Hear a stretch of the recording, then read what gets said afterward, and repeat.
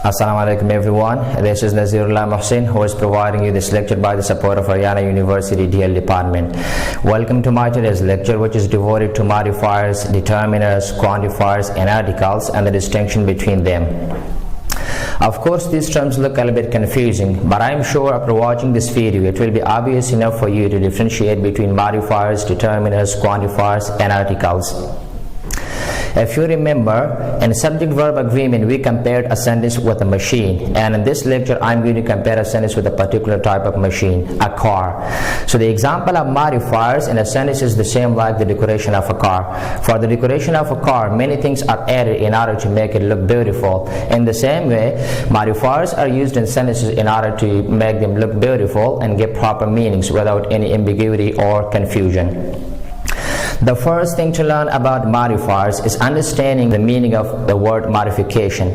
Modification simply means that the act or process of changing something in order to improve it or make it more acceptable. So modifiers are words or groups of words that add information about some other words in a sentence. There are two types of words that can be used as modifiers in English grammar. They are adverbs and adjectives. But if we look at the definition we say modifiers are words. If they are words, that may be adverbs or adjectives. But we say that groups of words can also be used as modifiers. What are they? They are phrases and clauses. We know that there are almost 10 types of phrases used in English grammar. They are noun phrases, verb phrases, infinitive phrases, gerund phrases, participle phrases, appositive phrases, adjective phrases, absolute phrases and adverb phrases. From amongst these 10 types of phrases, 6 types can be used as modifiers. And also clauses, we know that there are 3 different types of subordinate clauses. They are noun clauses, adjective clauses and adverb clauses. So adjective and adverb clauses can also be used as modifiers in sentences. So modifiers can either be adjectives or adverbs. So I'm not going to explain the adverbs in this lesson. We have an entire program devoted to adverbs. We will discuss adverbs with details, with types and how to use them correctly in sentences. In this lesson I'm going to explain the adjectives with details. So modifiers are adverbs and adjectives. So what do they modify? Adverbs modify verbs, adjectives and sometimes another adverbs in a sentence, and adjectives modify nouns or pronouns.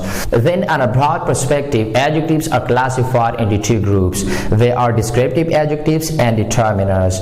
Descriptive adjectives describe the nouns or pronouns. They talk about the quality of a noun or pronoun. Descriptive adjectives are also called adjectives of quality or qualitative adjectives. The examples of descriptive adjectives are nice, good, bad, beautiful, big, small, deep. All these adjectives are called descriptive adjectives because they talk about the quality of a noun or pronoun. Another type of adjectives, which is the type of descriptive adjectives, is the group of proper adjectives. Proper adjectives are adjectives which are derived from proper nouns like Indian, American, and so on. These proper adjectives are also considered as descriptive adjectives. The second type of adjectives are determiners. Determiners are words that introduce nouns, that show the reference of nouns or pronouns. Then further, determiners are divided into 7 groups. They are emphatic adjectives, exclamatory adjectives, or it can also be pronounced as exclamatory adjectives, interrogative adjectives, possessive adjectives, demonstrative adjectives, articles, and quantifiers. These 7 categories are determiners. Emphatic adjectives are emphasizing words. They are used to show emphasis in a sentence. Example, I locked the room with my own hands. So the word own has been used as an emphatic adjective in this sentence. How? Because it shows emphasis that I locked the room with my own hands.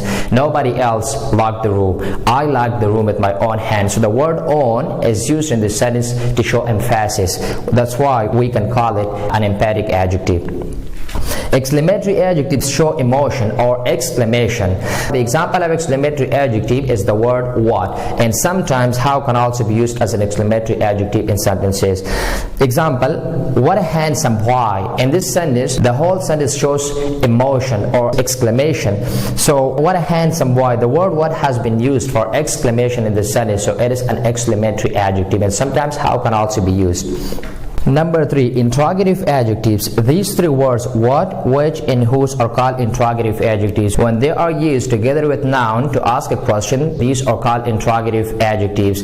These can also be used as interrogative pronouns. How? An example, if I ask a question, what type of weather do you like the most? So what type of, the word what is followed by a noun and it is used to ask a question, so this time it is called an interrogative adjective. But when it is used separate from noun, then it is called an interrogative pronoun. That time it is not called an interrogative adjective. For example, I say, what is your name? So the word what is followed by a verb, so this time it is called an interrogative pronoun, not an interrogative adjective. So these three words can also be used as interrogative pronouns, but when they are used together with nouns, these are called interrogative adjectives, which are considered as determiners. Number 4, possessive adjectives. Possessive adjectives show possession or ownership in a sentence. They are my, his, her, its, your, our, and their. These 7 words are called possessive adjectives, which are considered as determiners. Number 5, demonstrative adjectives. Demonstrative adjectives are used to point out something or someone. The examples of demonstrative adjectives are this, that, these, and those. These 4 words are called demonstrative adjectives. These can also be used as demonstrative pronouns, the same case as interrogative adjectives.